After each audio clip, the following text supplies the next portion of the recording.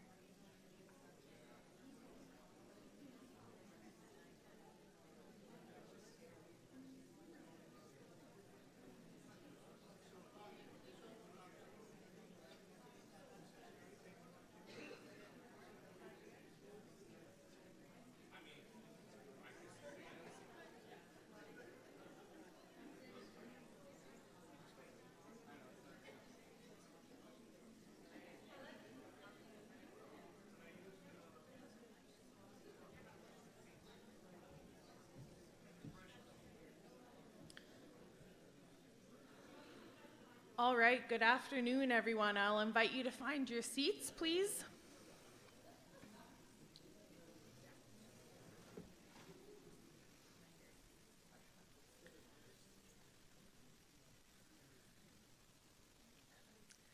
Thank you so much for coming, everyone. We're really happy to see such a beautiful crowd out here today, for giving up of Saturday afternoon on your May long weekend.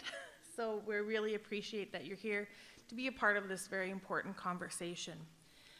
I want to thank Resurrection Parish for their hospitality in hosting us, setting up the chairs, allowing us to record, and for all the great work that they've done in helping us prepare for this tour. I want to take a moment to acknowledge that we are on Treaty 4 land in the city of Regina.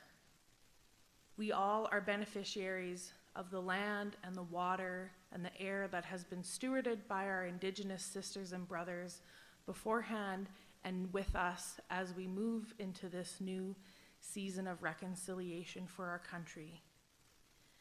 Treaty 4 encompasses the lands of the Cree, the Saulteaux, Dakota, Nakota, Lakota, and is the homeland of the Métis Nation. We respect and honor the treaties, and we acknowledge the harms and the mistakes of the past. We are committed to moving forward in partnership with the Indigenous nations in the spirit of reconciliation and collaboration. And I just invite you to take a moment to think about what's one small action that you could do in the next week to cultivate a spirit of reconciliation with your family, with your friends, with the land, and with the peoples of this land.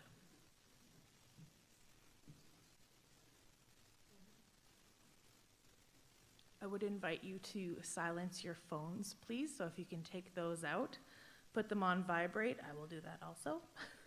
Or silence, that would be very appreciated.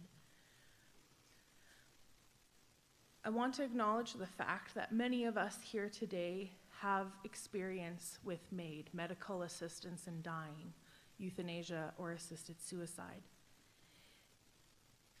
We bring these experiences with us here today. We recognize the fact that this is an emotionally charged conversation, and we're grateful for having the space to have a respectful dialogue about this issue. So I want to encourage you all to ask good questions. You have a piece of paper you were given when you entered into this space. Please write down any of your questions or comments. We will be collecting them after Larry's talk, and you'll be able to ask those at that time. We'll go through, and David Capriva, who is a vascular surgeon, will also be available for questions. So we encourage you to ask those at that time. If you're feeling triggered or anxious, or you just need a little break, please feel free to do so. Some of us will be available at the back if you just need a little debrief or a glass of water. We want this to be a safe and respectful space for all people, so please don't hesitate to take the time and space if you need it. So with that, I am very pleased to introduce Deacon Larry Worthen. Larry grew up in Fredericton, New Brunswick. He graduated from the Dalhousie Law School in 1981 and had a career in management in the non-for-profit sector. Afterwards, he spent 12 years with the Department of Justice for the provincial government of Nova Scotia. He is a trained facilitator, adult educator, and a mediator. Larry is married to Dr. Linda Gagnon and resides in Dartmouth, Nova Scotia. They have 2 adult children, 2 granddaughters, and 6 grandsons. Larry was ordained a deacon in the Catholic Church of the Archdiocese of Halifax-Yarmouth in 2012. In 2013, he graduated from the Atlantic School of Theology with a master's in theology and religious studies. His thesis focused on the role of the proclamation of the new evangelization. Since 2012, Larry has been the executive director of the Christian Medical and Dental Association of Canada. This is an association of 1,600 medical doctors, dentists, and medical students in Canada. It's a way for these professionals to integrate their faith life into their professional life. With no further ado, please join me in welcoming Deacon Larry Worthen.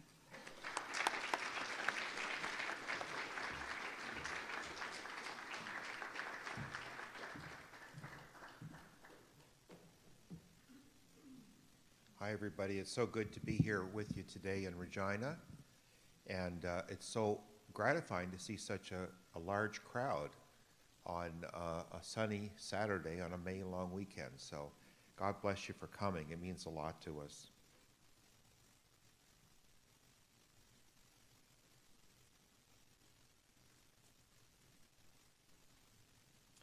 I want to introduce you to a young man named Keanu Worthen.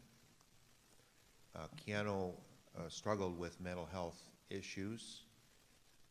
He had type 1 diabetes, And this diabetes was so serious because it was uncontrolled, he ended up losing sight in one eye. Keanu wanted to end his life because of his illness. And Keanu went to numerous doctors in Ontario to try to get medical assistance in dying.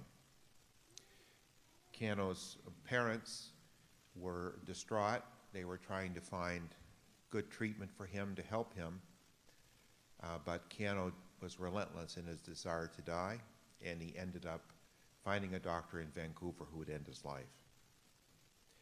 Now, you probably may be aware that Canada is currently considering expanding medical assistance in dying to people whose only presenting illness is mental health related. The law is currently in place, and if nothing happens in Parliament, this will take effect on March 17th, 2027. So the people like Keanu will be vulnerable because they will be able to receive medical assistance in dying. I want to make it clear that as we talk about individuals who have chosen MAiD, we're not being insensitive to their plight. We understand Keanu's plight. We understand that he was suffering. But what we feel is that we as a nation should be more supportive, should provide more services, should do more so that people like Keanu don't feel that death is their only option. Currently, this is quite controversial. The chairs of 13 departments of psychiatry at medical schools all across Canada have come out publicly and said that Canada should not expand MAiD to mental illness. Why is that? Now, why are the psychiatrists saying this? First of all, there's no accurate way to determine when a mental illness is incurable. And secondly, there's no way to distinguish between the symptoms of mental illness, which is wanting to die, and a so-called rational desire to die. Furthermore, mental illness is a very broad category. It includes people with depression, anxiety, eating disorders, or even substance abuse disorder would qualify. This would mean that someone could get MAiD simply because they were struggling with an addiction to alcohol or to drugs. Is this what we want in Canada? This impacts almost all of us. At any given time, the Canadian Mental Health Association tells us that 20% of Canadians are experiencing a mental illness, and that throughout the population, 50% of Canadians will experience a mental illness sometime before they're 40 years old. And the symptoms of mental illness peak around age 15. And we know that there is a huge crisis in Canada with youth mental health. Now, when you came in here today, if I could have taken a private survey, many of you would have thought that MAiD was only for people at the very end of life who were in intractable pain that could not be treated, and they were literally begging for help. And so their death would have been so-called mercy killing, a choice between suffering uncontrollably and death. And if you thought that way, you would not be alone. A recent survey by Cardis tells us that only 19.2% of participants in this study correctly answered that patients do not need to have a terminal illness to qualify for MAiD. You see, this narrative that's in our media is not an accurate one. I'm going to describe today what's actually happening with MAiD in Canada. All of these opinions and thinking miss the mark. Canadians don't understand the scope of MAiD. They don't realize the large number of people who qualify, and they don't understand the large number of people who have had MAiD already. And they don't realize that at some point in their lives, if not now, almost everyone would qualify for it. So this is where we got the title for this series. We're trying to explode this narrative that Canadians have and explain that what's really at stake here is that MAiD could be for you. So the following information will help you understand how we gradually got to this point in Canada without the average Canadian having any idea of what was going on behind the scenes. So what is MAiD? MAiD is euthanasia, which is a, we're having some problems here with the slides.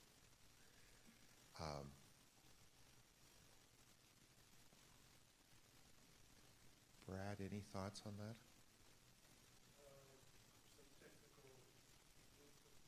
Okay, great, super, thank you. I'll just continue on. So what is MAiD? MAiD consists of two different procedures. One is euthanasia, the other is assisted suicide.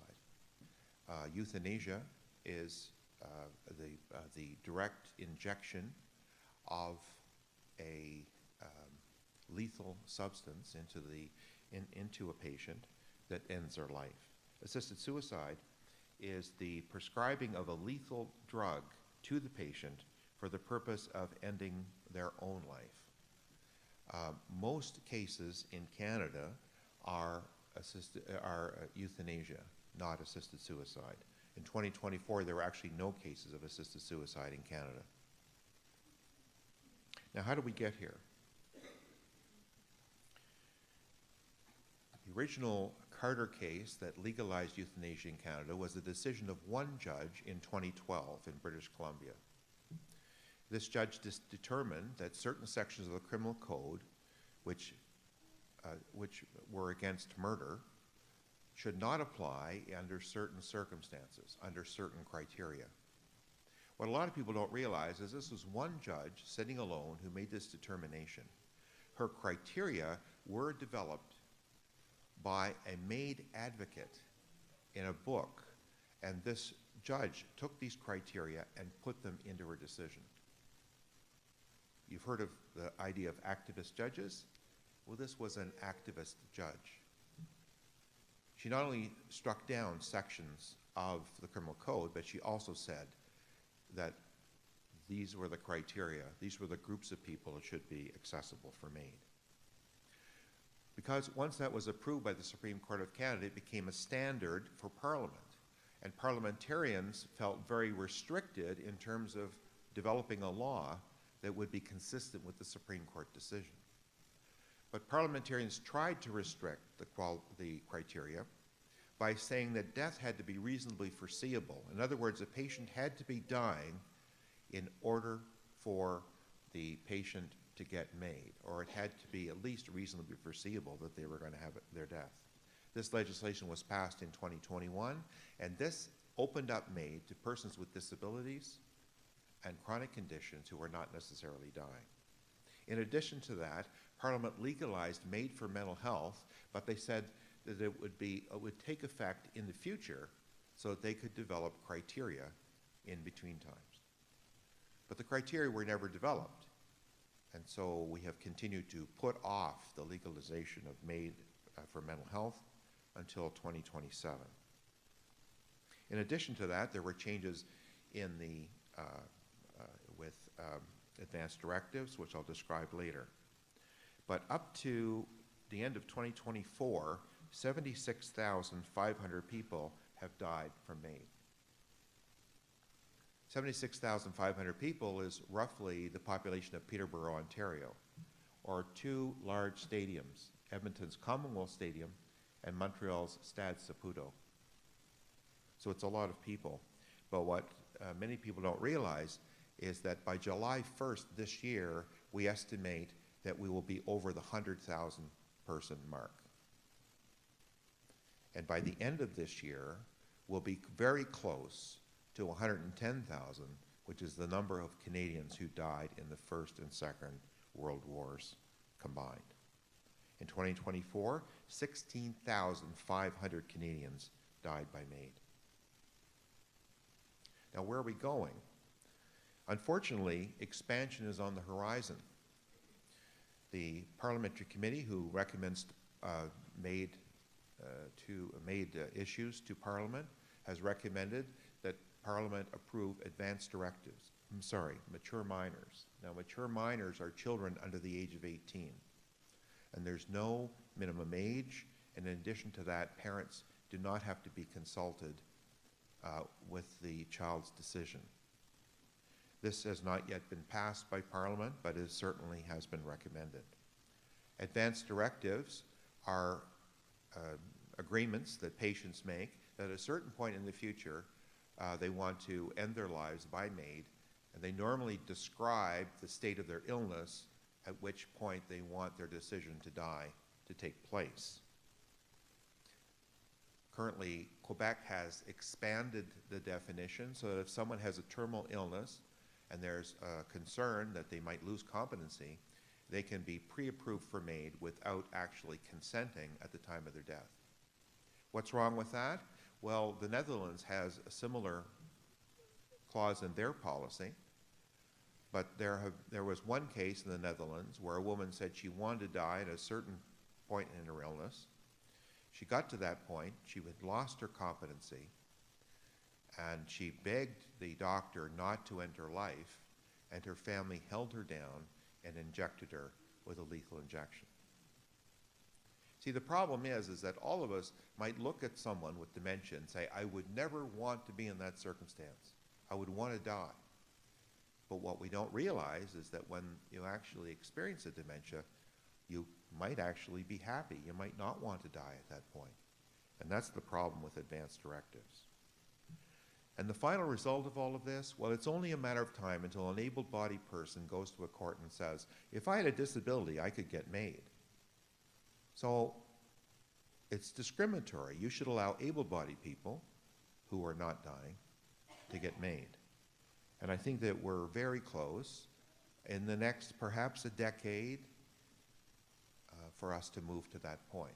I would never have guessed when we started that we would end up here. So we really don't know what's going to happen in the future.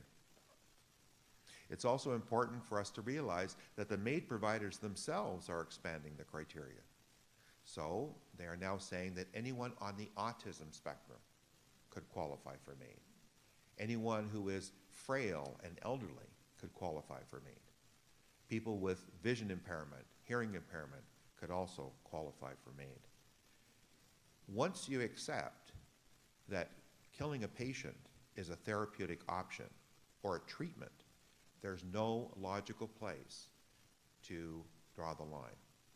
Once you open the door a crack, it's very difficult then to decide that you're not going to open it completely.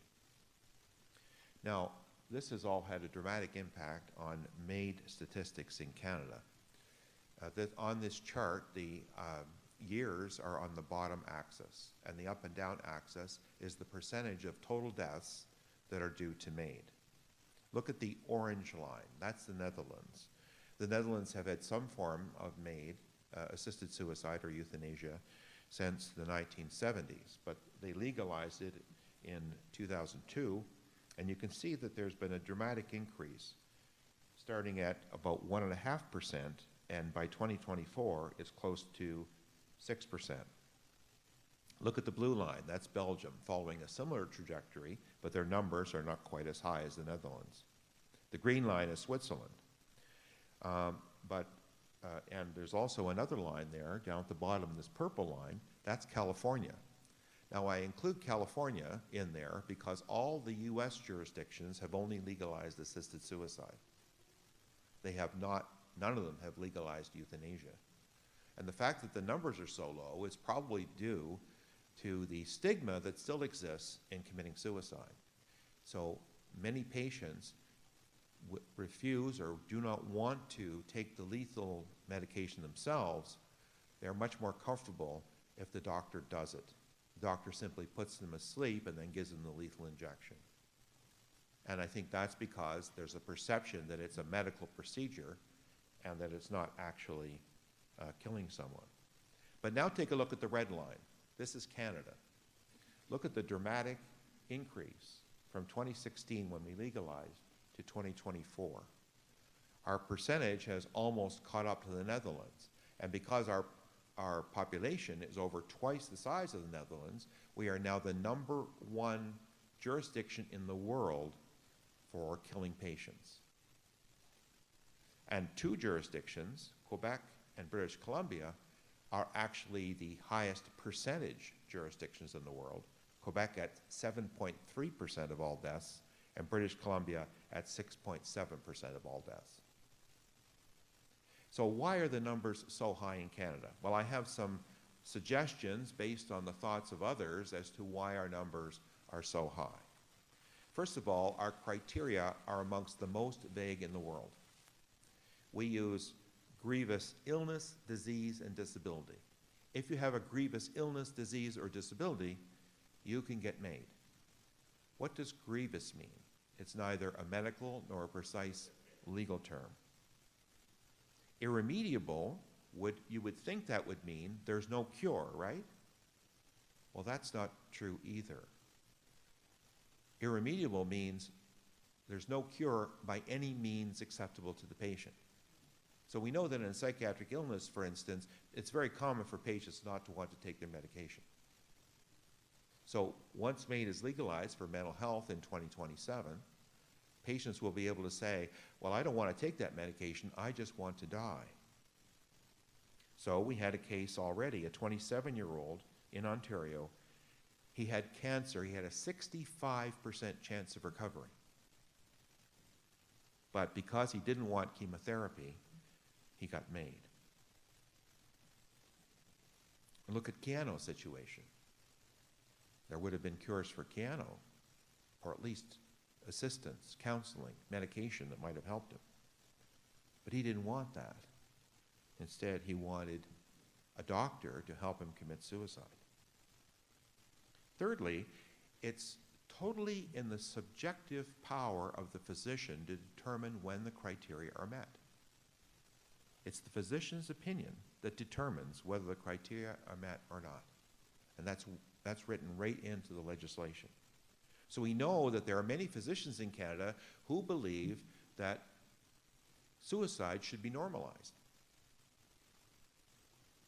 There are physicians out there who are in that category. They believe that patient autonomy is the highest value, not patient safety. So they believe that if a patient wants to die, then the patient should be able to be killed by their physician. And the current law allows that it is their opinion that the criteria are met.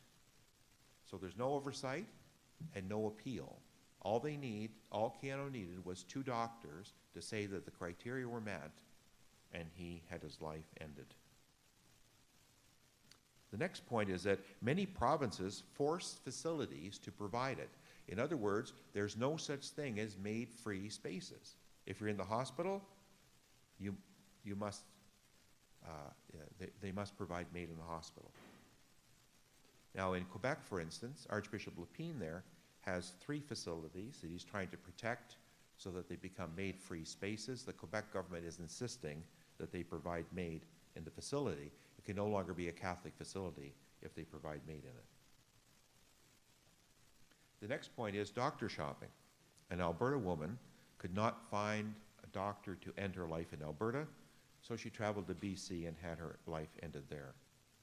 In many provinces, the colleges require patients to be informed when they might qualify for MAiD even before the patient asks.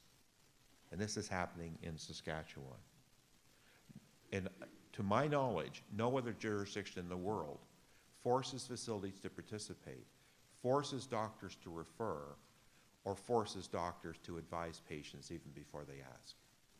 I did a presentation recently in Tanzania, and there was a doctor there from the Netherlands, and she came up to me and she said, I can't believe what you're doing in Canada. But that's what they're doing. And many provinces actually promote MAiD, for instance, in their emergency room. So what's wrong with MAiD? Here are the problems with MAiD in Canada that make people like Keano vulnerable. First of all, it endangers people who are experiencing vulnerability.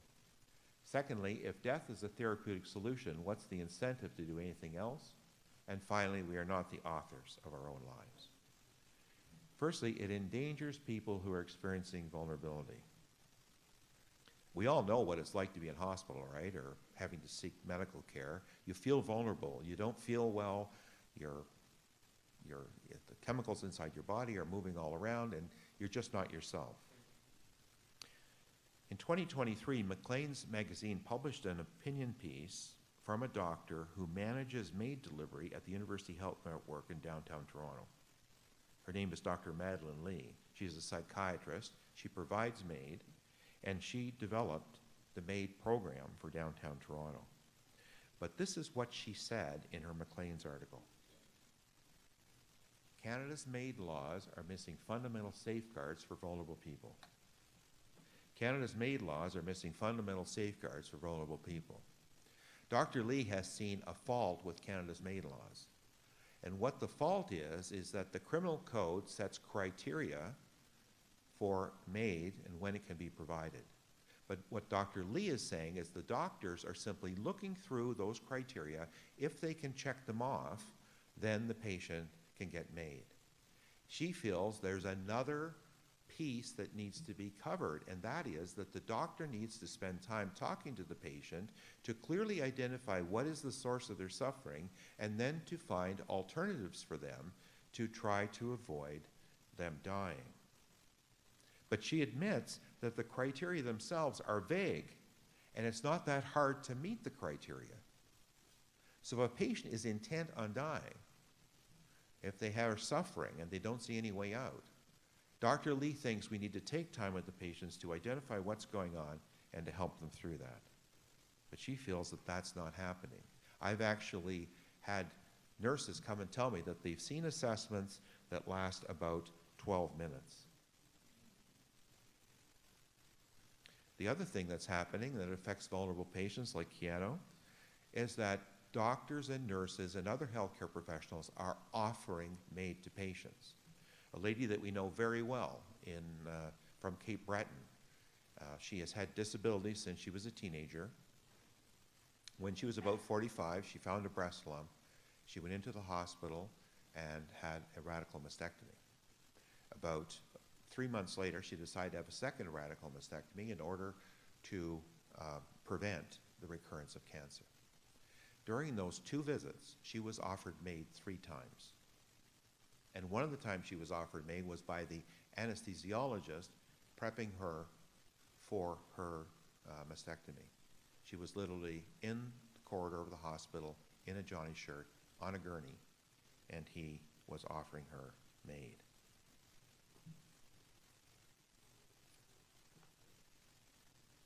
We need to look at why people choose MAiD. Remember, like I said, many of you think that MAiD is there because of pain. Well, palliative care physicians, we had one with us in Saskatchewan. He will tell us that all pain at end of life can be treated. All pain at end of life can be treated. And where there are situations where the normal medications are not helping the patient with their pain, there's something called palliative sedation, where they simply sedate the patient while they pass. These statistics on this chart were taken from the annual MAiD report for 2024. Look at some of the categories. Isolation or loneliness, 21.9%. These are the reasons that patients gave. This was the source of their suffering for which they wanted MAiD. Perceived burden on family, friends, or caregivers, 48%. Loss of dignity, 63%. Loss of ability to engage in meaningful activities, 95%. The one category that dealt with pain at 55.9% is not just experiencing pain, but it's also concern or worry about pain. And what Dr. McMillan would tell us is that if a palliative care doctor can sit down with someone who's anxious about pain in the future, he can explain the progression of their illness and help them understand how pain will be dealt with at each stage, to comfort them and to quiet them so that they're not worried about that. What do all of these reasons have in common? These reasons can all be dealt with proper care and support and counseling. And it really helps us understand, as Christians, what we can do to assist people, even as lay people, how we can reach out and care for the lonely and the isolated, and to help them find meaning in their lives so that they do not choose MAiD. The second concern is that if death is a therapeutic solution, what's the incentive to do anything else?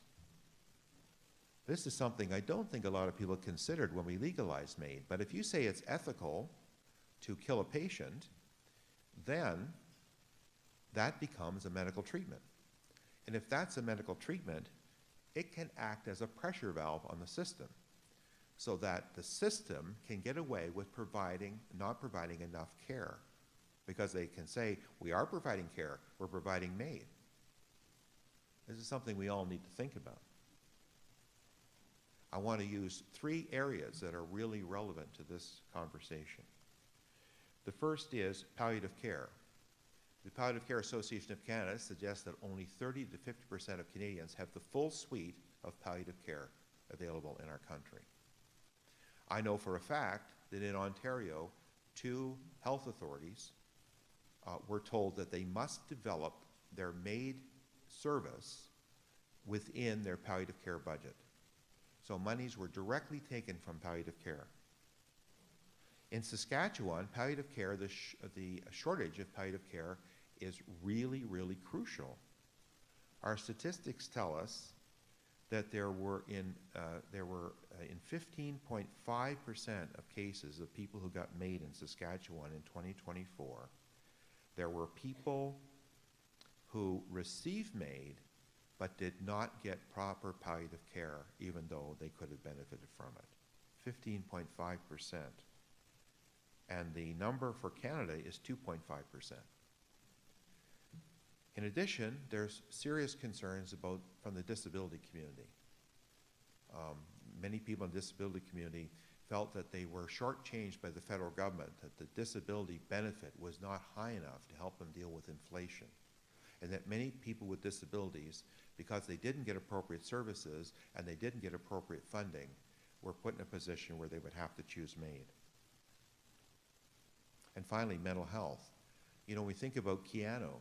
If Keanu was still alive in 2027, he would have a 3-month waiting period to get MAiD. But in Canada, on average, it takes 6 months to see a psychiatrist. So we are literally providing death for patients before we have provided sufficient services. Dr. Lee says gaps in the law become a bigger problem with mental disorders. And Canadians understand this. We're intuitive, sensitive people.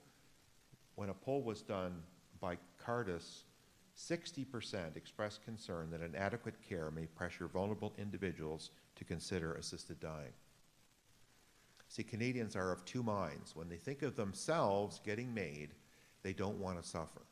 So they want a provision to allow them to end their lives. But what they don't often think about is that if they have the permission and the right to end their lives, then it affects many vulnerable people who may be tempted to take this route because we Canadians have not sufficiently provided the services. I'm going to share with you now some very sad cases so you know that this is actually happening. Sophia, a woman with multiple chemical sensitivities, lived in Ontario. She couldn't find appropriate housing. The housing that she had was making her sensitivities worse. Her friends did a GoFundMe campaign to try to raise money to find her a good place to live, but their campaign did not meet its goal. So finally, Sophia gave up and decided that she wanted MAiD. Now remember, she's getting MAiD for multiple chemical sensitivities. That's not the narrative that you hear in the media, is it? And so she died by MAiD. But Sophia, before she died, made a video basically explaining she didn't want to die, but she was dying because she couldn't afford to live. Thanks be to God, her family got that video to Avis Favreau of CTV News, and it became a public issue for a few news cycles. but that issue of Sophia has not been resolved. The next case is extremely dramatic. Normand Munier, a quadriplegic, he had a spinal cord injury, and he went to a Montreal emergency room because he had a respiratory infection. His wife was a strong advocate for Normand. When he got there, they said, "We need to keep you in hospital, Normand, but we don't have a room for you. You're going to have to stay here in the emergency room." Have you heard that before? Yes. Unfortunately, there was a hospital policy that kept them from allowing special pressure mattresses in the emergency room. His wife warned them, if Normand doesn't have a special mattress, he's going to get pressure sores. She continued to argue and advocate for her husband to no avail. Normand was in the ER for 95 hours until his respiratory infection was healed. But unfortunately, it was too late. The pressure sores had already eroded the skin on his buttocks, and bone and muscle were exposed. The pain was agonizing. When he got home, he couldn't tolerate it, and he asked his doctor to end his life through MAiD. His final words were, "I don't want to be a burden on anyone." That's sad enough, but we add to that when the inquest was done, and the coroner did an inquiry, a man came who was part of an organization that provided support for people with spinal cord injuries. And what he said stunned everyone. He said, "Normand is not alone." He said, "I know of 12 patients like Normand who were quadriplegics. They didn't get proper care either in hospital or in their nursing homes, and they all chose MAiD." So this is a graphic expression of how our healthcare system is not responding to people, and that MAiD is acting as a pressure valve for the lack in our system. Canada is getting mounting international criticism. You wouldn't know it if you're in Canada unless you're watching for these articles. This article was in the Atlantic magazine. The headline was, "Canada is killing itself." Canada is killing itself. I actually spoke to the author of this article and participated in the interview. The Atlantic is a really progressive magazine in the States, but they were fearless in terms of explaining what's actually happening in Canada. They quoted the following things. Carla Qualtrough, who was the former Minister of Disability Inclusion in the Trudeau government, who publicly said, "In some places in our country, it's easier to access MAiD than it is to get a wheelchair." They quoted Inclusion Canada and the Canadian Council of Disabilities, two of the largest disability organizations in Canada, who are together suing the federal government because they're saying, on the one hand, you're giving us MAiD everywhere in Canada,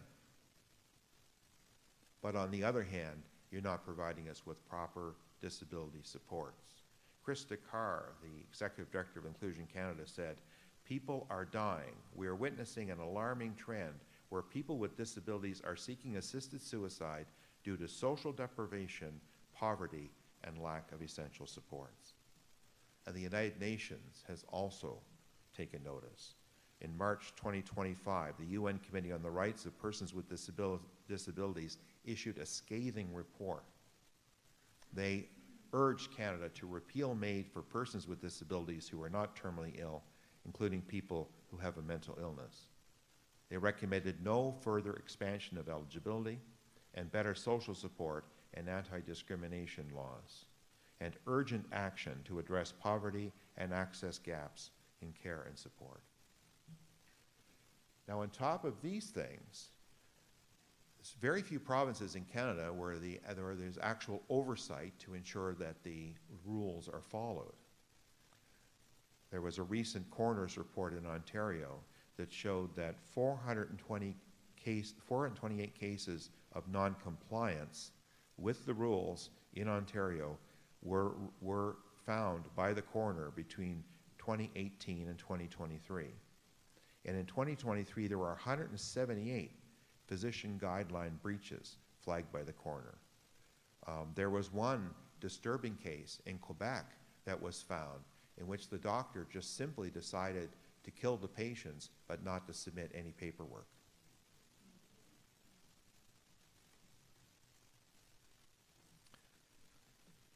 Finally, we are not the authors of our own lives. The God who made us, who made this whole world, gave us some restrictions on our conduct because he wanted to teach us to learn to be like him and to truly love. And so he said, "You shall not murder." I tell people this is not something that your pastor or your priest or your bishop dreamed up. This comes from the top. You shall not murder. And whatever you did for the least of these, you did it for me. Remember, the rich young man had said to Jesus, "What must I do to gain eternal life?" And Jesus said, "Keep the commandments." We need to remind ourselves of this, that God has told us how to love, and that love requires sacrifice, and it calls on us to support people rather than kill them. Compassion it means to walk alongside the sufferer. It doesn't mean to kill them.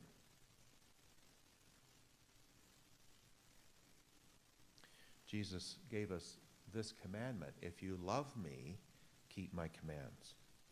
And, even though I'm a lawyer, I can't find the loophole in that statement. It seems to be unequivocal. So what's wrong with MAiD? It endangers people who are experiencing vulnerability. If death is a therapeutic solution, what's the incentive to do anything else? And we are not the authors of our lives. There's another repercussion of MAiD, and that's the challenges to freedom of conscience. You see, once you determine that it is ethical to kill a patient, then if a doctor comes along and says, "I don't want to kill patients," then that's unethical, right? It's very hard for our healthcare system to have two competing values at the same time. So, for instance, in Nova Scotia, my home province, doctors are obligated to advise a patient about MAiD even before the patient asks. And they're also obligated to sign a form so that the patient can get assessed for MAiD. 8 psychiatrists in Nova Scotia working with me have written the Minister of Addictions and Mental Health. And they have said once MAiD for mental health is legal, then the college policies will require us, if a patient comes in and says, "I'm having suicidal ideation, I'm thinking of killing myself," the psychiatrist will have a huge ethical dilemma. On the one hand, should they treat the patient, or on the other hand, should they tell them, "Well, did you know that you can access medical assistance in dying?" And if the patient says, "I want that," then the physician will be obligated to refer them. These 8 psychiatrists are all Christians. They're saying to the Minister of Addictions and Mental Health, "We can't do this. We refuse to do this. You can't force us to be agents in the suicide of our patients." Because let's face it, that's what that really is. So conscience is a big issue. And so one of the things we'll be talking about a little bit later is we have a petition today. We'd like you to sign that. And that petition would ask the Minister of Health and the Minister of Justice to bring forward legislation in Saskatchewan to make MAiD voluntary. You still have a pretty good situation here in terms of your college policies, but you should be aware that the Registrar in Nova Scotia is lobbying all the provinces across Canada to insist on referral. And so the time is now to encourage your government to have the courage to step out and bring forward legislation that would make MAiD voluntary. It would be voluntary for patients in that patients would not be told about MAiD unless they make the request. And doctors would not have to tell patients about MAiD unless they make the request. And doctors would not have to make arrangements for the patient to get MAiD. Don't you think most people in Saskatchewan think that MAiD is voluntary? Of Of course they think that. They don't realize what's happening behind the scenes and how it has been quietly incorporated into all of our health care, bringing obligations to patients and obligations to doctors. It didn't need to be this way. There was nothing in the original Carter decision that would require us to insert MAiD right into our healthcare system. And if you want the major reason that our numbers are so high is that it is everywhere within our healthcare system. For some reason, healthcare providers feel that this is something that they need to promote. It's the greatest thing since sliced bread. It's an innovation that has come here in Canada. We know that for 2,300 years, medical ethics said it was wrong to kill patients. And that just fit like a glove with the moral theology of Christianity, Islam, Orthodox Judaism. It's wrong to kill vulnerable people. But this one judge decided that in Canada, we were smarter than that. We could accomplish this. We could do what was impossible for 2,300 years. We could have a healthcare system that made as a possibility, and it wouldn't affect care for other people. And we can see after only 10 years, that is not the case. So what can we do? Well, pray. In your packages, we've included a prayer card there from CMDA Canada. We may even have more of those left over. Please take some more and give them to your friends. Prayer is critically important. This is not just a policy issue. This is a spiritual issue, and it affects the whole country. We need to pray for change. Share. If you've registered today, you're going to get a copy of this presentation. Please put it on your Facebook. Tell your friends about it. Get prepared so that you can answer the discussions that I know happen at the hairstylists, at Tim Hortons, with your family. A lot of people will say to you, I think MAiD is a good thing. And they will be amongst the 81% of Canadians that don't know how far MAiD has gone and what's actually happening. And finally, sign the petition. We'd love to have you sign the petition. We met this week with the Minister of Health and the Minister of Justice. They have this legislation. It's been drafted by lawyers. It's all ready to go. But they are nervous. They're afraid, just like most provincial politicians, that if they try to do anything against MAiD, they'll be attacked by Dying with Dignity Canada, and the media will go alongside. Again, because the public doesn't understand what's involved with MAiD. So the only way for us to get this legislation to make MAiD voluntary in Saskatchewan is for us to support the politicians, to call them up, to speak to our MLAs and say, you've got to do something about MAiD. Look at Alberta. They've just passed legislation that provides these things. It also restricts MAiD and says no MAiD in Alberta for mental health, no MAiD in Alberta for disabilities.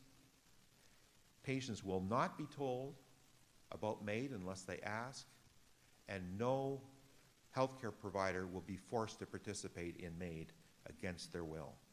We need legislation like Alberta, but I can tell you your politicians will not go there unless they feel that the coast is clear and they have strong support. Dying with Dignity is very vocal, and we need to be as vocal as well. Dying with Christ, Living with Hope is a program that we've developed at CMDA Canada. It's designed to restore the Christian idea of death to our churches. People are questioning now about the traditional moral teaching, and Brad McKinnon, who's our facilitator of that course, is here today, right over there in the blue shirt. If you're interested in taking these free online Train the Trainer sessions, there's 2 series coming up later on this month and in June. And you can take those online, be qualified to become a trainer, and then deliver that program in your own church. The only cost for that program is that we ask for a donation of $10 for the booklets. We can cover our costs. but many people across Canada. Brad has trained now 550 trainers, and last year we had 1,000 people all across Canada who've taken the program. Pastors love it because it can be completely driven by the lay people, and it starts off very, very gently, talking about what is death, why don't we talk about death. It explains why MAiD is not consistent with a Christian death, and then there's a full evening at the end where they talk about the duty to care and what we can do in our churches to be more supportive of vulnerable people. And then I also would make an appeal for you to consider today supporting the mission. We've had very generous donations all across Saskatchewan, but today I've heard that we have a very generous donor who's indicated that they will match every donation from today's session up to $1,000. So if any of you are open to that, we can take donations in cash. We also have envelopes that you can fill out and get a charitable receipt. Also, I think you can donate to the Archdiocese of Regina. The money all goes to the same place. We're going to take all of our expenses and all of our revenue, subtract expenses from revenue, and we're going to earmark that money, and CMDA will continue to provide support and advocacy to try to get this legislation passed in Regina, at the legislature, hopefully this year with your support. I want to thank you for your patience in this presentation. Hopefully you will agree with me that MAiD has gone too far in Canada, that what we were sold in 2015 is not the reality, and that most of the people that we know in this country are not aware of what's really happening. We need to work together to make people more aware, to explain to them that in Canada, a compassionate country, we can do much better than this. And every single vulnerable person needs to know that their life is valuable and that they are cared for in our country. We can do it, but it's going to require for you, the silent majority, to speak up so that politicians can make the changes that they want to make. God bless you.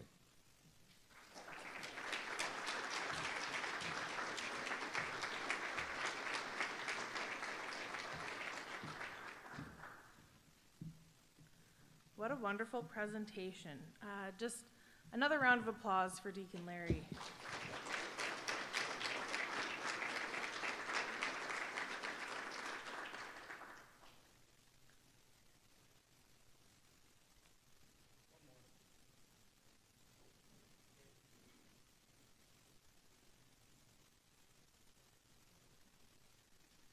We'll cut this out post-production.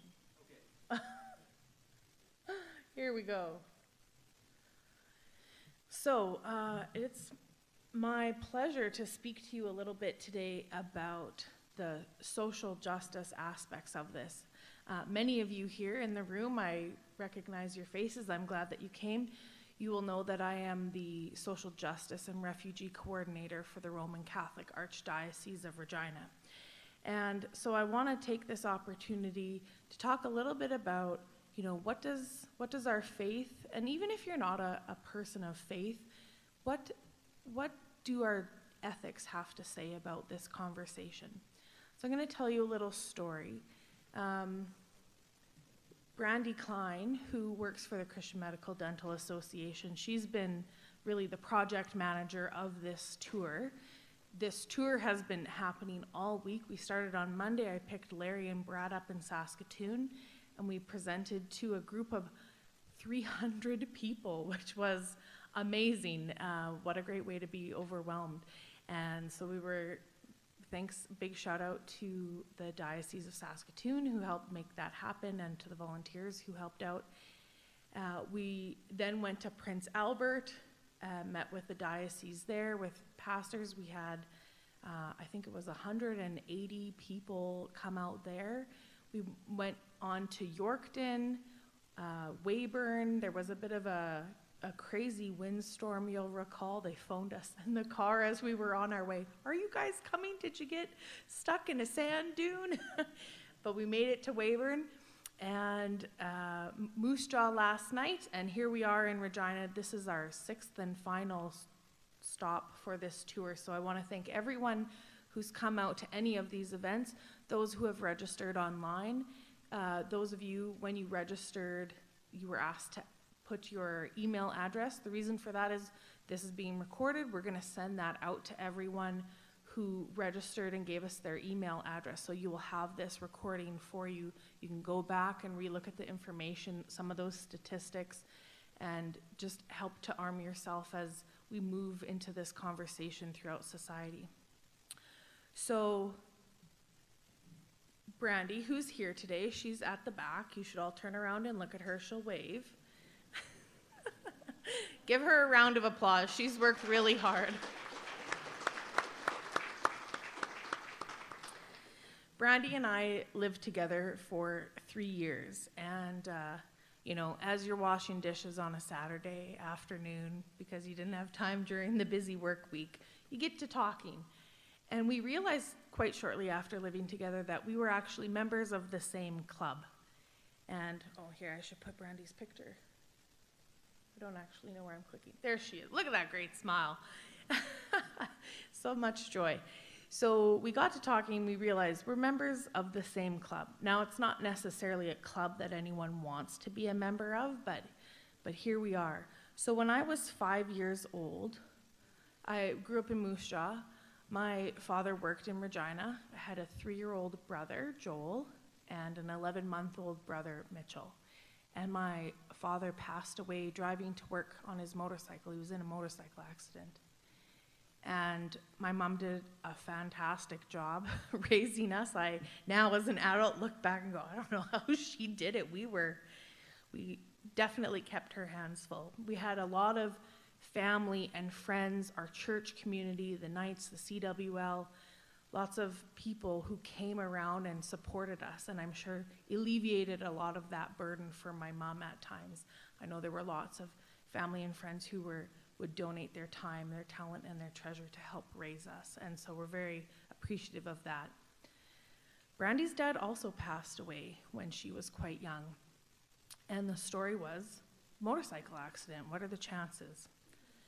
And we were kind of talking about it a little bit later on, and it came out that Brandy's dad actually didn't pass away from a motorcycle accident. He died, he passed away because of suicide. Both of these deaths are very tragic, and they leave a lasting effect on the family and the friends and the community that these men lived in. The one thing about the death is that one of these deaths was preventable. And that same community that came around and supported my mom and us as we grew in our family, that's the kind of support that we need so that we might be able to talk about when things are burdensome, when life gets heavy. And I wonder if there would have been the kind of culture that we cultivated where people felt affirmed and cared for, where they didn't have to feel the shame or guilt of telling the story, even just to be able to say, yeah, he passed away from suicide and it's tragic. Even the perpetuation of that lie points to there's something in our society where we're lacking a little bit of empathy, a little bit of grace, a little bit of mercy. And so I want to challenge those of you who are here today online or here in person to think about what is one small act that we can take to help to build the kind of communities that we need where people are able to feel supported and loved, to have their burdens alleviated, to not feel like a burden. As Larry went through the presentation, one of the top reasons that people choose MAiD is they feel isolated, they feel like they're a burden, and they lose their sense of who they are and what their purpose is. None of those are medical reasons. Those are psychosocial reasons. We have the ability to do something about that, to create a culture of care where all people feel appreciated, valued, their human dignity is upheld. One that's not laced with shame or guilt, but one that is interwoven with love and compassion for one another. So I'm going to talk a little bit more, but I'm planting this seed because I'm going to have you turn to your neighbor and kind of talk about this in a moment. So just be ruminating on this. No, wrong way. So how do we build up our communities? This is, I think, part of the solution, part of the proactive approach to dealing with MAiD. I would love to live in a world where people don't even consider MAiD because they have all their psychosocial needs met. We can eradicate the desire for people to even access MAiD. We have that control. We can do this. So, you might have heard, a rising tide floats all boats. Yes, you've heard this? This is a little shout out to our Nova Scotia friends here. Now, in Saskatchewan, we don't have a lot of tidal influence in our day-to-day life, so I'm gonna switch to a slightly different analogy. But when we have the society that holds each other up, that supports one another, all people benefit from that. So I want to talk about seed planting because I love gardening and we live in Saskatchewan and it is in fact seeding season. Now, those of you farmers who planted your fields before Thursday may have to reseed your fields. I think all of that topsoil and seed is in Manitoba now after that wind. There was a lot of praying in the car getting to Weyburn. It was so bad I couldn't see the front of my vehicle. It was so intense. So the Lord was with us. But I think it's a profound act of hope for us to plant seeds, especially something like a tree where you don't reap the harvest right away. So I look out here and I see there's a lot of people with, maybe a little bit of white hair. I have a little bit of white hair, nothing wrong with that. Some of you have more than me, some of you have less. Maybe you die, I don't care, I'm not gonna ask, no judgment. And I think that it's a profound act of hope that you're here today. You're here to work at building up this community, to create the kind of world that you want to leave for your future generations. I think that's a profoundly courageous act. There's a lot of people here who are younger than me. I'm not going to say how old I am, but there are some people here who are younger than me. In fact, there's like a little fresh baby somewhere. And what a wonderful opportunity to have that intergenerational sharing. This chance to share the wisdom and the knowledge that you've acquired, to pass on the baton to the younger generations so that we might all come together to do this. It's a really wonderful thing, and I want to thank you for doing that. And just take the opportunity after the presentation is done to go and meet with someone maybe that you don't know. Make a new friend, make a connection, build a bridge, and work towards this. So sometimes we plant seeds, sometimes we inherit what others have done before us, and we tend to those seeds, we water those seeds, and again, we continue to build on the good works of others, hoping that one day they will bloom. Sometimes, though, this takes a lot of time, and I don't know about you, but I'm not a particularly patient person, so this is where the community comes in, that we have that space to talk and affirm and encourage one another, because, of course, sometimes we experience loss or death, and we can get discouraged. Some of you have been doing this kind of work for many, many years, probably longer than I've been alive. And the burden, the weight, the heaviness of this can get us. It can make us feel like we're fighting a losing battle. How many of you have said that before? I feel like I'm fighting a losing battle.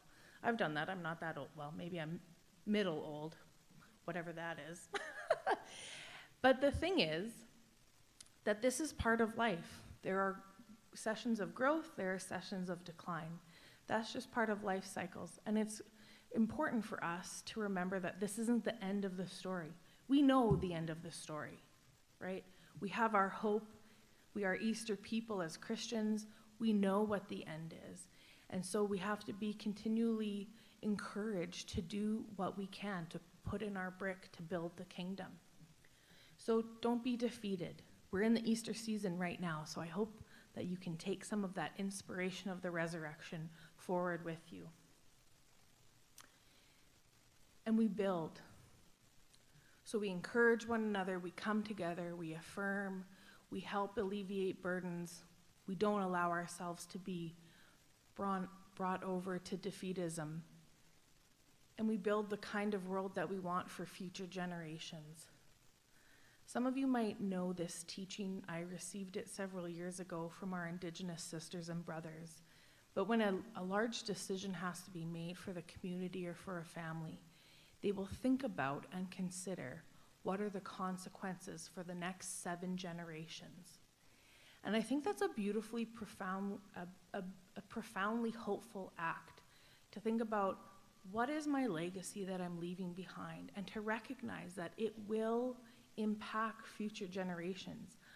I can do something right now in my life for people that I will never meet. And what a beautiful thing that is. What a wonderful legacy that is to leave behind. And so there might be something small, maybe you think it's insignificant, but just like throwing a pebble in a pond, the ripples expand out, and sometimes you don't get to see them. You don't get to bear the fruit. You plant the seeds that you don't get to harvest. And this is a beautiful, wonderful thing.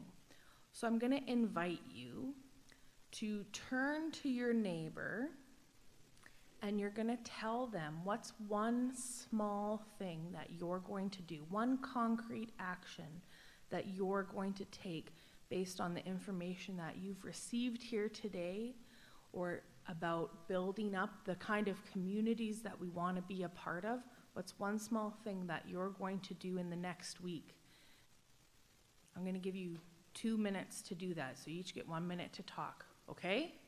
Away you go.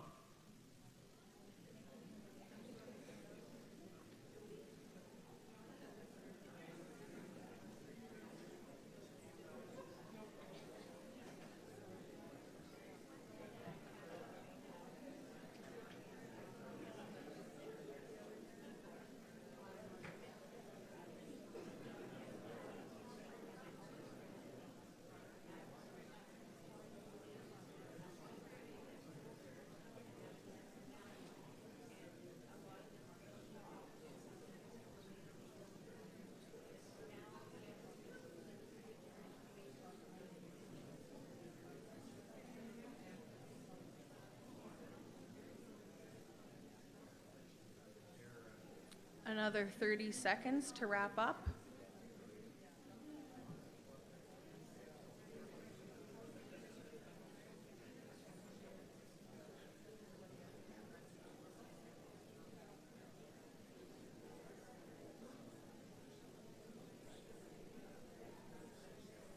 Okay, put your hand in the air if you can hear my voice.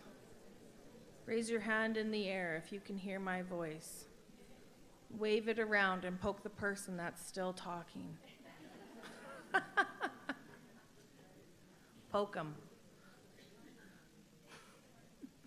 So one thing that I didn't say before, because I didn't want you to steal this as your action item, is that you could sign the petition. So the petition's been circulating through.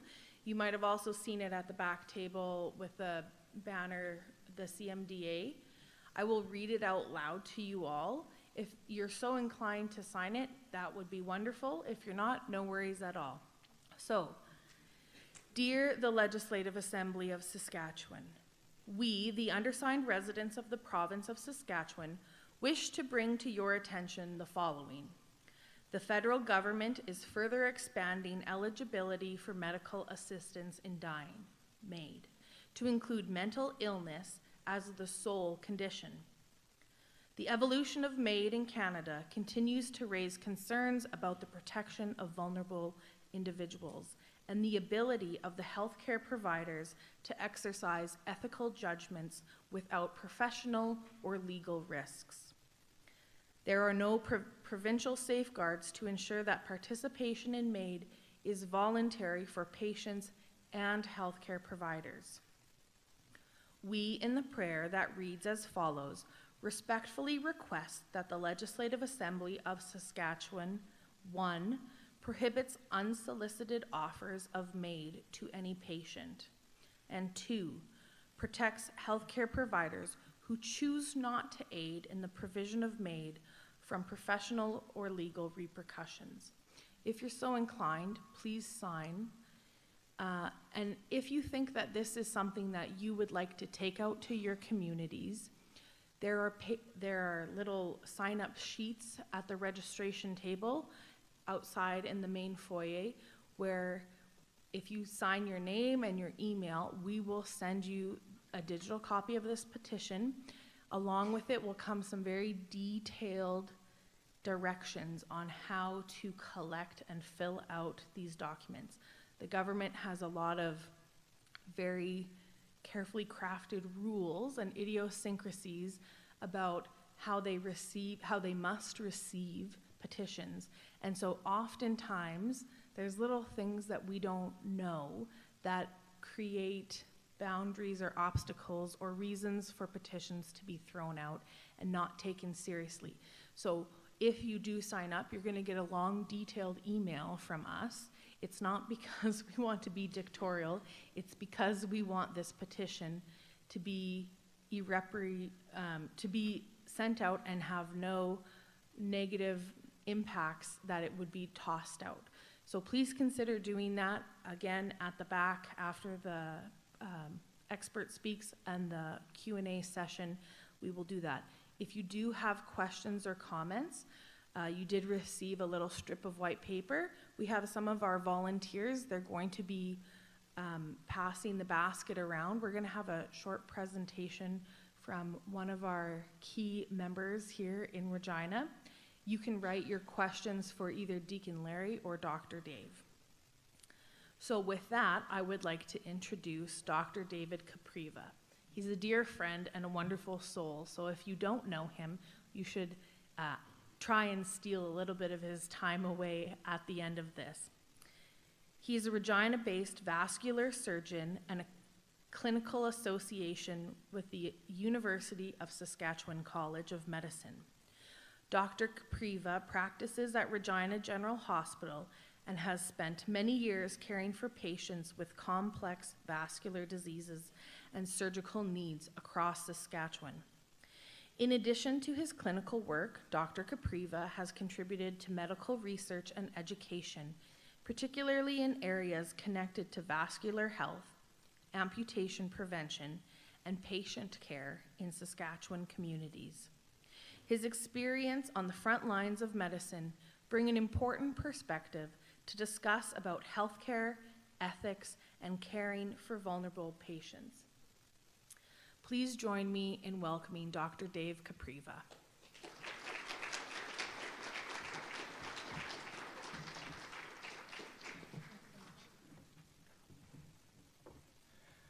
I don't know who this local expert is, but I guess I'll step in. Larry, thank you so much for what you presented. I really don't have anything to add, but I do have a story. And we're people who tell stories. Stories are powerful things. Now look at me.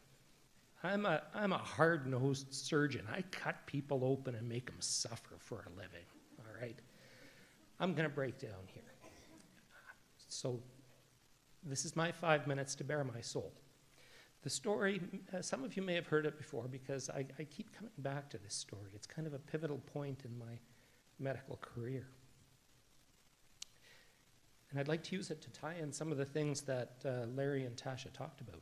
So this is the story of a 50-something-year-old man whom I met in the emergency department at Pasqua Hospital late one night.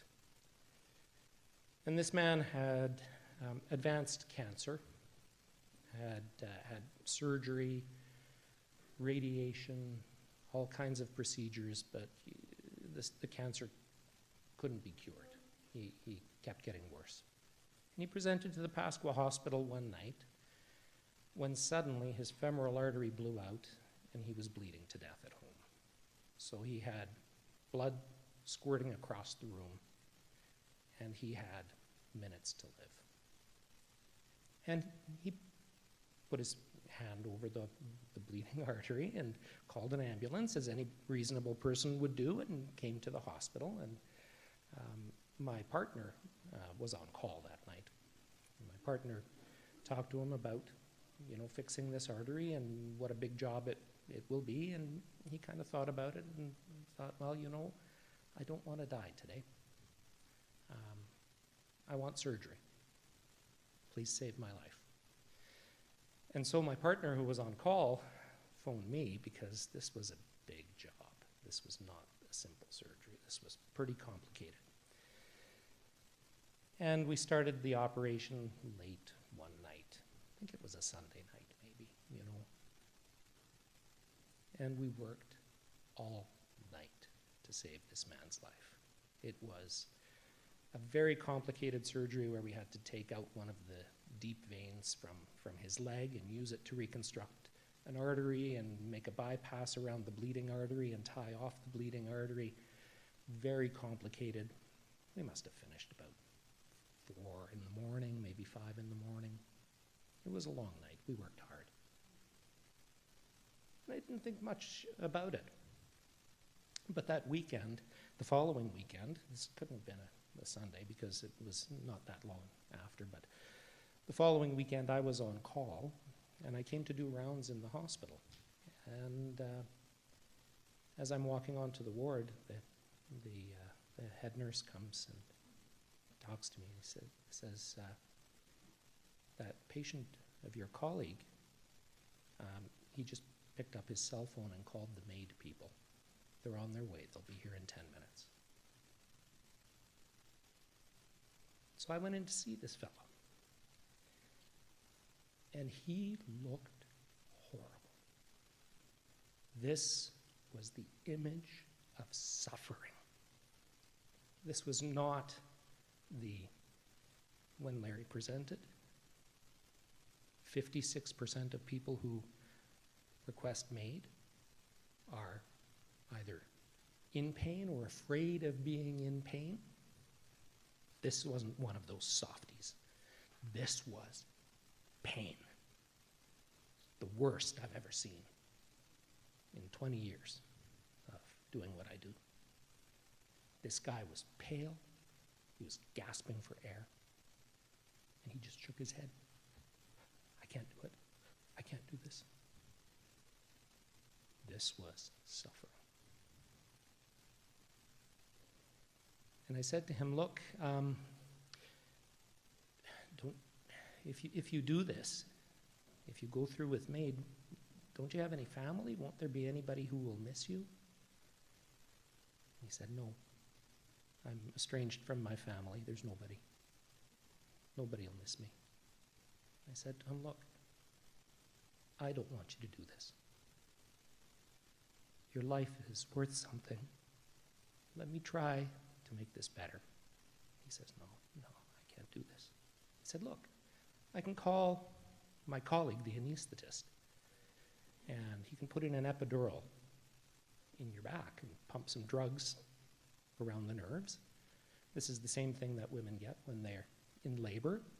It works like a miracle for this kind of pain in the lower half of the body. It'll take your pain away. And he says, no, I can't do this. I can't do this. I said, but I want you to let me try. Will you please let me try? He finally said, yes, okay. And so I called the anesthetist and I explained, look, the MAiD people are on their way. You better get up here, buddy. And so he came up, put in an epidural. The pain was gone. Before the MAiD people could get there, he fell asleep because he'd been in such severe pain he hadn't slept for about 48 hours, maybe longer. So he fell asleep. It wasn't because of sedation, it was because his pain was gone. The next time I saw him, there was no discussion of MAiD. That was all off. Okay, think back to what Larry was talking about the vulnerable person. Here's a vulnerable person in pain, with severe suffering, who's prone to consider MAiD. Okay? Think of what Larry was talking about, loneliness as one of the chief drivers in people who seek out MAiD. Loneliness. Here's a man who's estranged from his family and has no one in the world. Okay?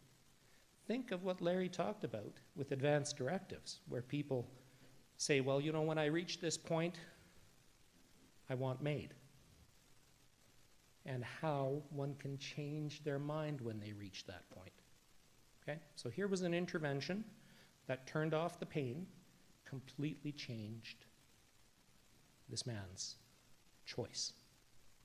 And he chose to live. Okay. So that was good. So many of you have heard that story, but it's continued to evolve because, well, he still had cancer and eventually he died. And when he died, I got a very nice thank you card from his family, from whom he had been estranged. In those months that he lived, he had an opportunity to reconnect, to reconcile. That's what that life was worth. That's what it was worth. You know, a lot of people who advocate for MAiD will say, well, you know, you kept the guy alive for a few months. Yeah, big win, hooray. And he suffered during that time. He still had cancer. Well, no. Something happened. So that's my story.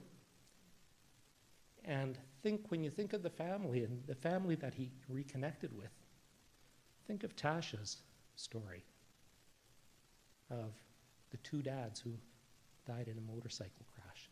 The effect of that death, those deaths, on the families.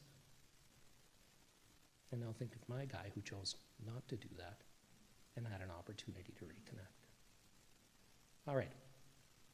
That's all I have to say. I wish the expert had actually shown up.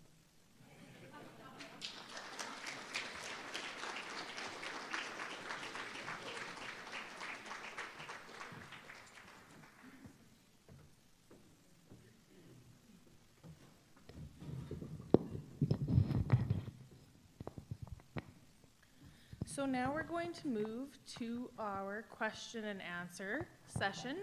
So just to remind you that we're not going to be taking questions from the floor, so please write your question down. The baskets went around to collect them. If you have a follow-up question or comment, just raise your hand and one of our volunteers will gather that from you. We will try to answer as many as possible. And we're going to try and address major themes or concerns first so that as many people as possible can have their question answered.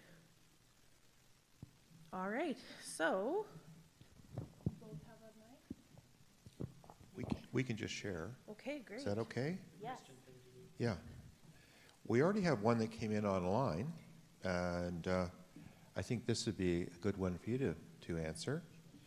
How do I approach my brother's very good, attentive GP who chose to engage my palliative care brother in a long conversation about MAiD? Before this, my brother's main concern was to remain at home, which the family is willing to manage. So this is a GP who, the brother, I guess, is palliative, and the GP engaged the patient in a long conversation about MAiD.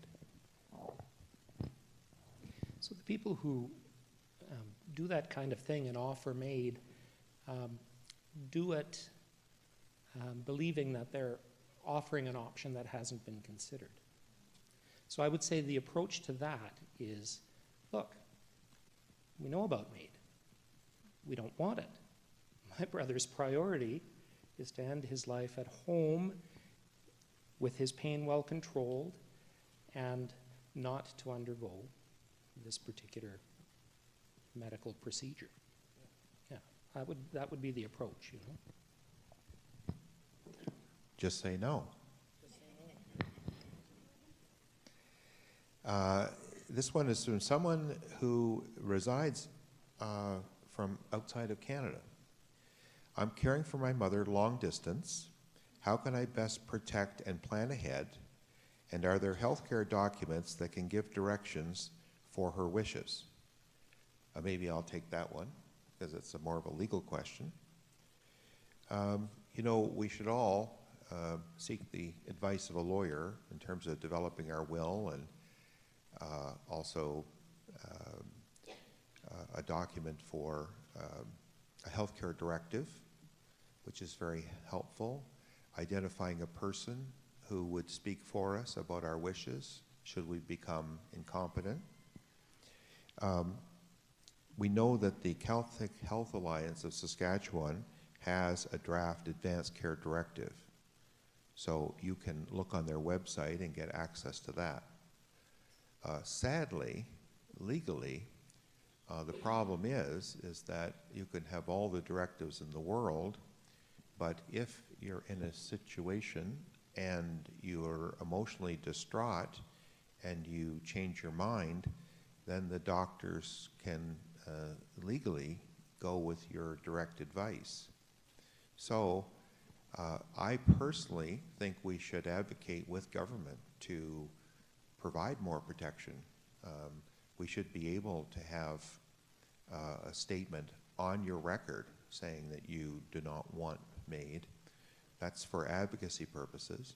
But I think it's important in today's day and age to have a strong advocate with you to support you in these vulnerable times and to make sure that your wishes are met. I don't want to frighten people, because I haven't heard any stories of people getting MAiD without their explicit consent, without signing the forms. But I think that many of you worrying about a weak moment, the way to deal with that is to have family members who are there with you, know your intention, and are there to advocate for you. I want to just tell a quick story of a lady who contacted me, very distraught. She said, the MAiD doctors are coming to end my mother's life, and what can I do? And I said, well, just go and talk to your grandmother and find out what her suffering is and see if there's another way to resolve it. And then I got a text from her saying, please pray, because the MAiD doctors are coming this afternoon. So I was praying, and then she went to talk to her grandmother. She said, Gram, they're coming to end your life, you know, in an hour or so. And the granddaughter said, oh dear, she says, I don't want them to do that. I don't agree with that.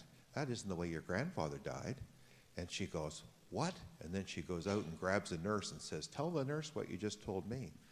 So the nurse insisted that they didn't call off the MAiD doctors. The MAiD doctor came, and then she had the grandmother tell the MAiD doctor, no, I don't want MAiD.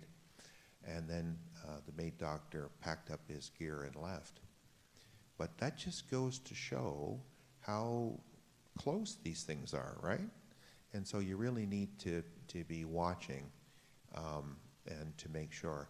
Obviously, this lady, if in fact she was saying one thing one day and one thing the next, was obviously not competent. But the standards for competency for MAiD are about the same standards for competency for giving permission to have, say, an operation. So it's a very low standard of competency, and I've known of circumstances where a gerontologist has said to one of our members, you don't have to worry about MAiD because your mother is not competent. And the MAiD doctors have come in like a week later, 2 GPs, and have said, have given the woman MAiD. So competency is a big concern. Just to take it back to the original question, which was about what can I, as daughter, do for mom, and I live far away. So I would really echo what Larry said. The Catholic Healthcare Association of Saskatchewan, this is something that I really promote, has an advanced care directive, which is really well done from the perspective of me, the doctor, okay? A lot of healthcare directives are platitudes about please don't keep me alive if I'm a vegetable, and you know, all these.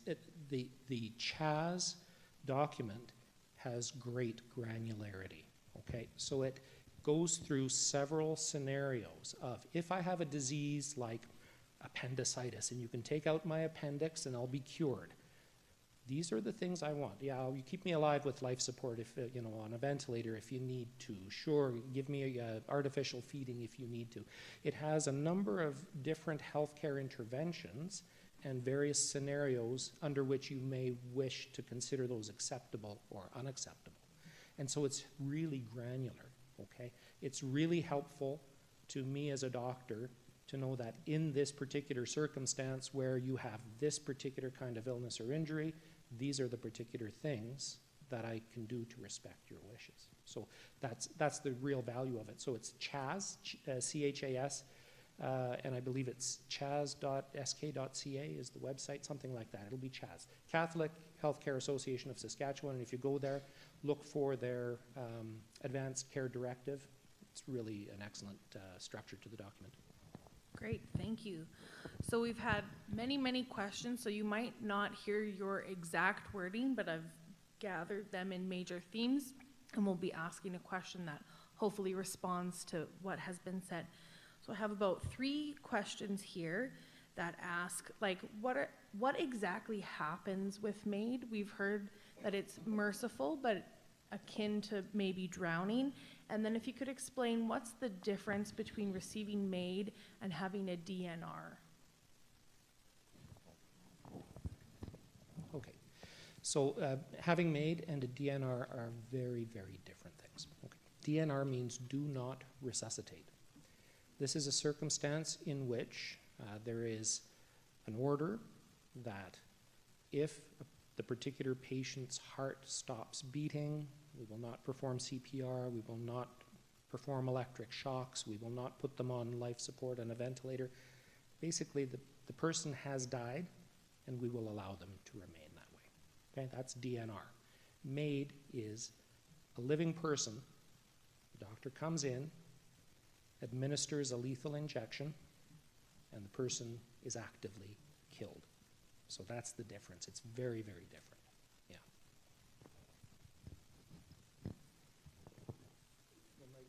Was there first part to that question? What is the actual process, the medical experience of dying, of MAiD? Yeah, so nobody knows what the medical experience is. I've been asked this question many times when I've presented. Is it really painless? Is it, do people suffer when they have MAiD? And the answer is we don't know because it's 100% effective. So who is there to ask? Okay, so that's the other side of the DNR versus MAiD question is the moral acceptability of both. So you as a theologian, would you want to address that? Yeah, it's important for us to realize that while Christian tradition says that MAiD is not consistent with the 10 Commandments, there are situations where it's okay to just let someone die, right? And so in circumstances where extraordinary measures are being taken to maintain a life, or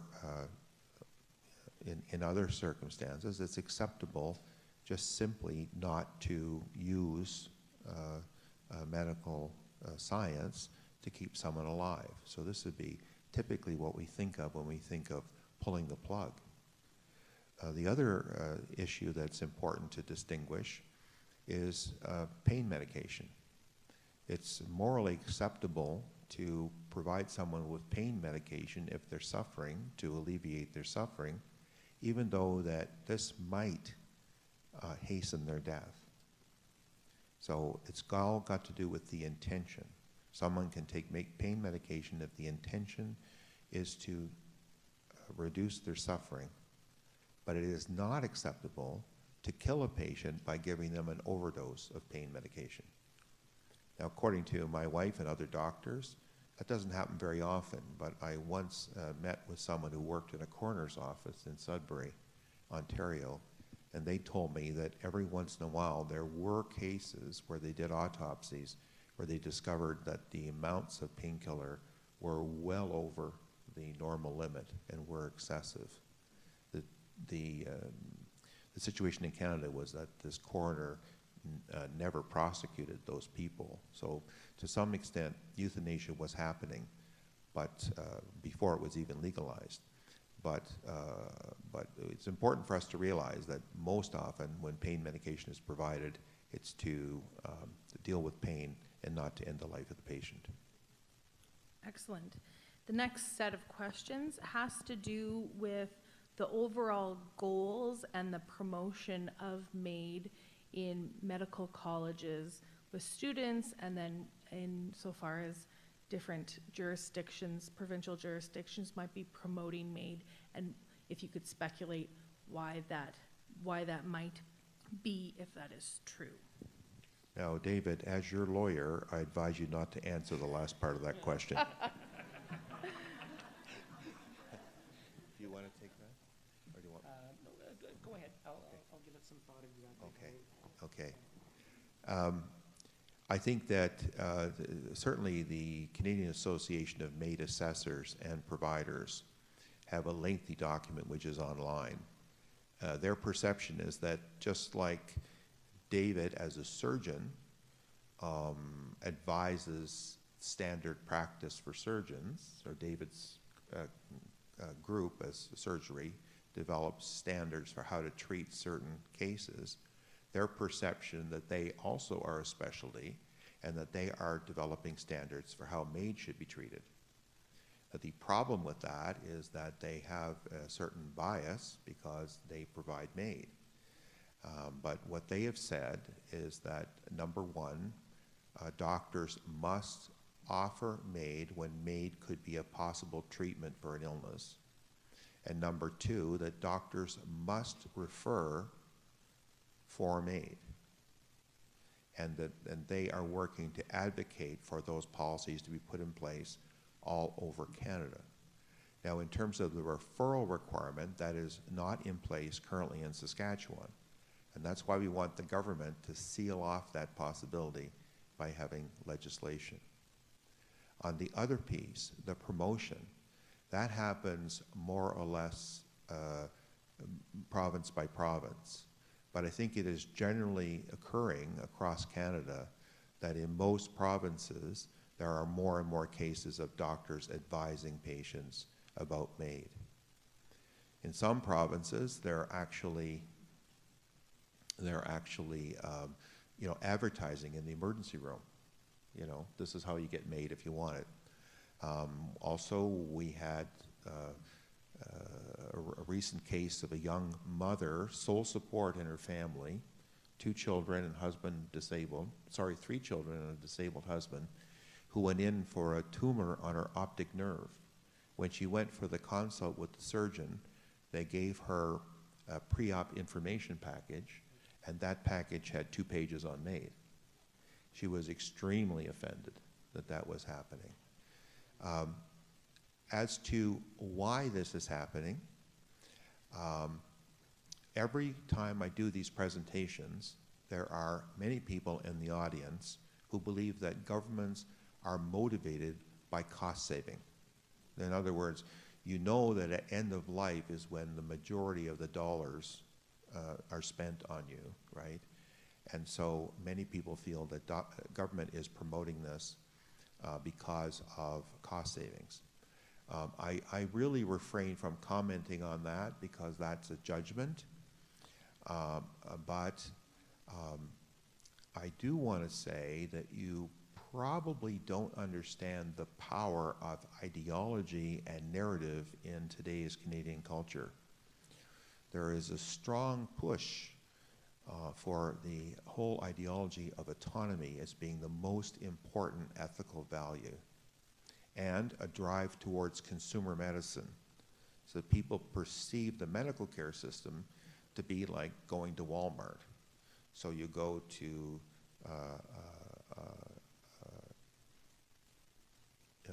your doctor, and it's like you're going into Walmart and you want a certain item and you expect them to provide it for you. So these are the things I think that are driving this. Ideology, I think, more than anything else, But we as Christians know that the real driver behind this is someone that we know, a spiritual being, who likes to promote the destruction of the human person. I think that's probably what's driving it. David, I don't know if you want to take this one or not. So yeah, I think you gave the perfect doctor answer.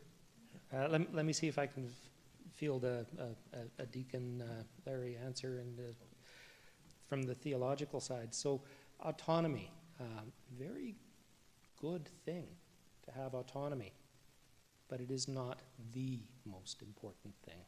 When it becomes the most important thing, it becomes what religious people call a false idol, a false god.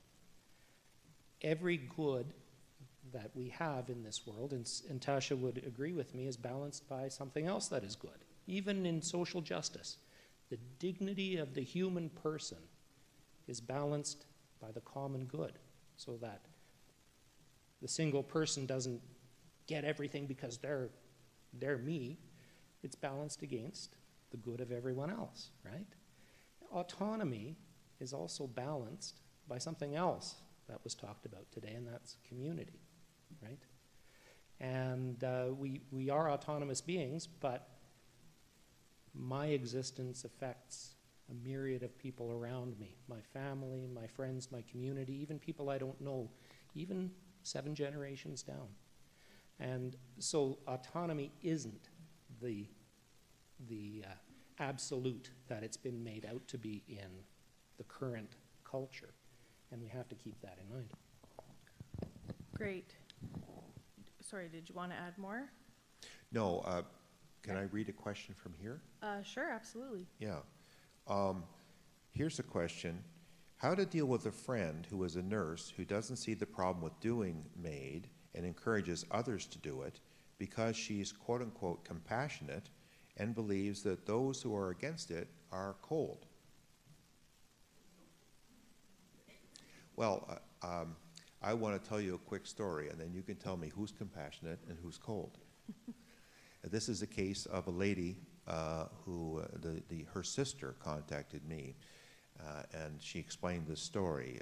Her sister was bipolar, and she had gone to a doctor in Vancouver. The doctor had mysteriously approved this woman for MAiD.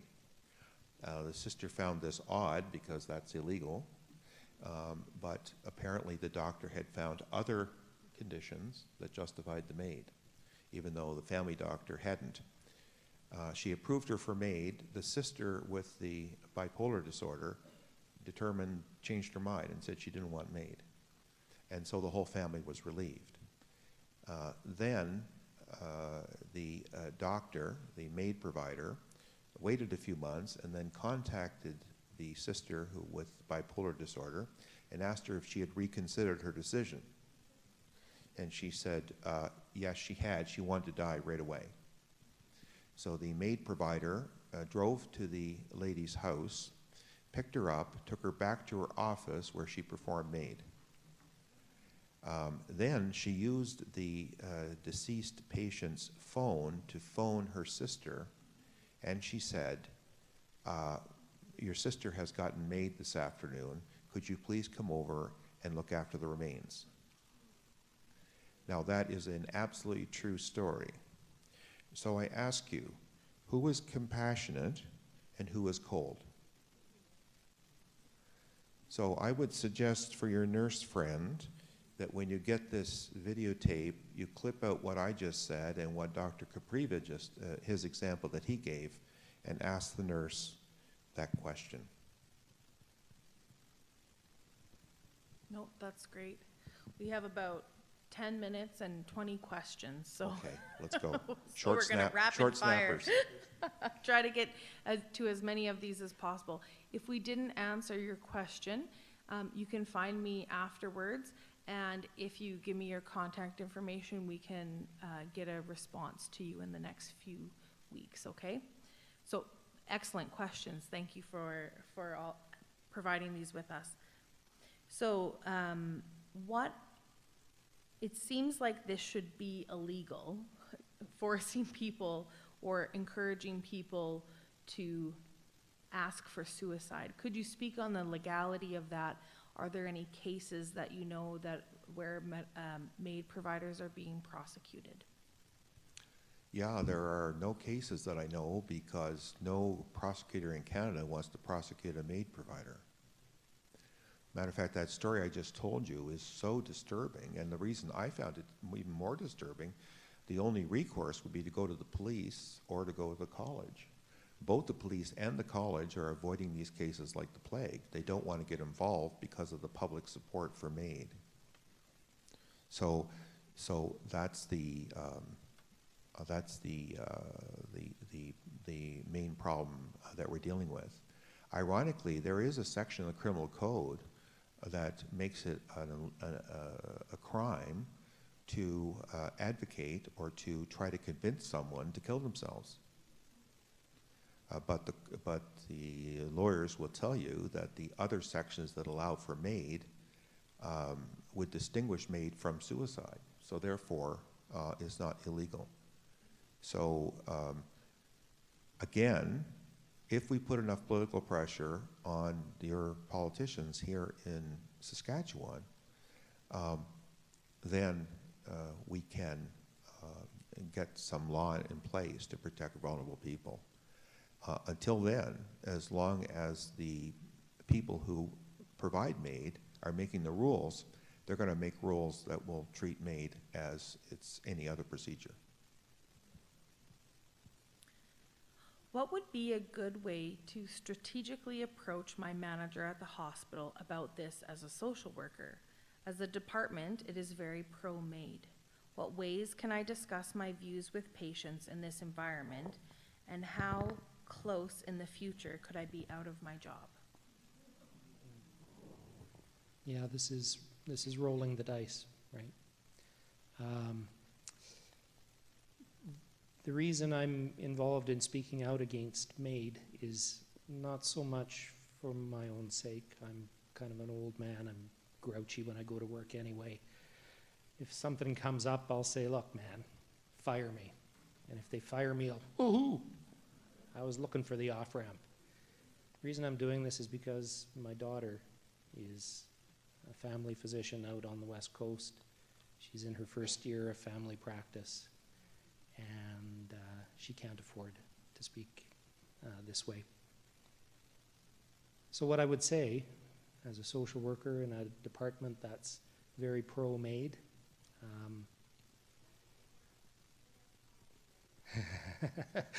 Siri is hearing me talk.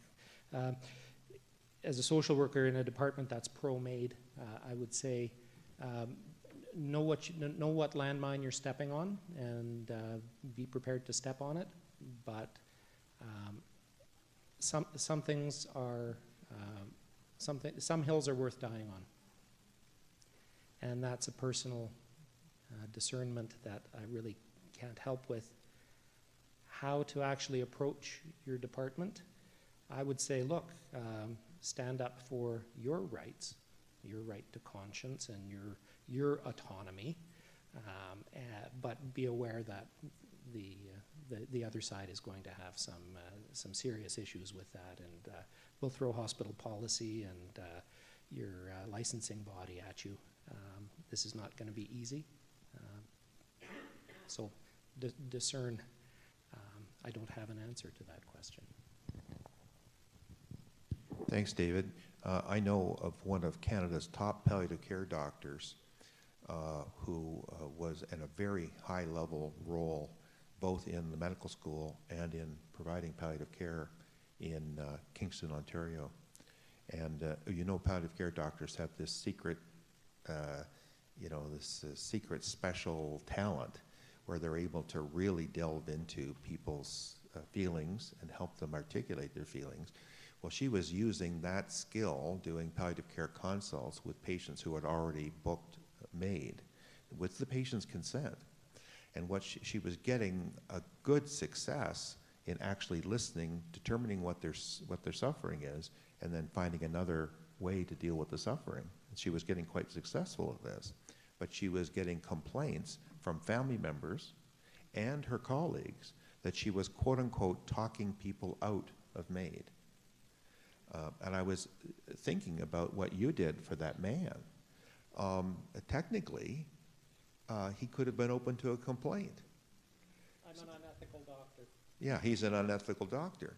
So I would just want you guys to understand how far this has gone. This is very serious, because what the medical care system is saying is that it's no longer better to be alive than dead. Both are treated equally, and there are implications for that for your treatment. The second thing is, if you know a nurse or a doctor or other healthcare professional who's trying to live their faith and have integrity in this environment, please hug them, please support them, please pray for them, because it's really, really difficult out there right now. Yeah, thank you. So we have time for one more question. These have been really excellent, so thanks again. So why does there seem to be more pressure moving into mental health? And maybe you could speak about what are some of the resources that are required to support mental health, so people don't feel like they need to choose MAiD, and then palliative care as well. I don't know who said it, but it's been said that dying is easy, living is hard. It costs the healthcare system lots of money to treat a suicidal patient and get rid of their depression or the other mental health issues that, same thing with palliative care. Why is it so easy? It's because there is really this cultural shift, and I think you spoke about this, Larry, that it's there are malevolent forces at work that are after us, and these malevolent forces are going to push. They're going to push, and it's become now seen as a good thing to have death available for everyone when they want it, and that's how far we've gone. So now good is evil, evil is good. That's why we're in this mess, right? So there were a few questions regarding healthcare directives. So it was already spoken about to go to the CHASS website. So it's CHASSK. So there's two S's. Don't get confused. There's a healthcare directive. We also have some Delta Care health directives at the back if you're interested in that. We also met with a lawyer in Prince Albert who is able and willing to help create a document that will help to guide you on this. And I'm just going to read out, there's a story here, and then it dovetails into what I just said and what I'm going to say at the end. So my 93-year-old father was approached by Saskatchewan Health Authority by a social worker who asked my dad if he had heard of MAiD and would he like to enroll in it. Both he and I said no. There's an exclamation point here, just so you know how emphatic they were. Please do not approach me on the MAiD topic again. Why are social workers and nurses approaching patients before they ask? And so this is one of the things that we're looking to do. If you have a story that is similar to this, being approached or being approached after you've said no, or someone you know, please, we would love to gather those stories. So if you have something like that you would be willing to share, we'd love to be in contact with you to collect those kinds of stories. That helps build the case and raise awareness around these kinds of things so that we can do the kinds of actions that we need to get laws put in place to protect people. So if you want to share, or if you want to, again, help distribute the petition, this is another action that you can take. There are contact forms at the registration table outside. We'd love to have your information and to keep you connected and part of the conversation. I want to thank Larry and David for coming out and for helping to share some of their wisdom and insights, the knowledge that they've accumulated with us, so that we might also be bolstered in our mission to care for life, to care for the vulnerable, and to build up communities of compassion and love. So I invite you to show your appreciation to them.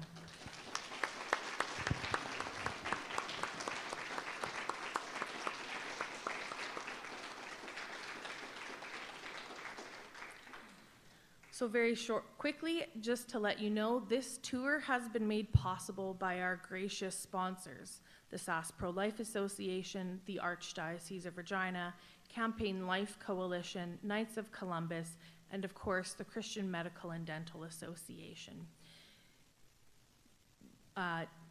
Larry already said that we had a generous donor who said that they would match any donations up to $1,000. If you're interested in doubling your donation, they can be made by check to the Archdiocese of Regina. In the memo line, put MAiD tour. We're also able to receive cash. We can make change if you need. We can also receive credit card donations. Again, at the front desk, there's a little bright yellow piece of paper that you can write out your information there. Any donations to the Archdiocese will receive a charitable tax receipt. Any donations directly to the Christian Medical Dental Association, $20 or more, will receive a charitable tax receipt. I also want to thank, and just to let you know, there's been 900 people who have been present at our talks throughout this week, so a big thank you to the people of Saskatchewan for coming out. 88 of you are joining us online, so I really want to thank you for that. If you are online and you would like to donate, please go to cmdacanada, all one word, .org, and you will see a large donation button at the top right-hand corner of your screen. If you want to talk about anything that has happened today, you can find Brad up at the front here, myself, or Larry, or David. Father Brad is also here. He could probably listen to some of your stories. And we have another deacon, Barry Wood, and Parker Love, priest here at the parish. So if you want to connect with any of us, we invite you to do that. Please check out the table at the back. Thank you so much for joining us, and please find there's some refreshments there, so stay and talk, make a new friend, and thank you again for coming out. Have a wonderful afternoon. Thank you, Tasha.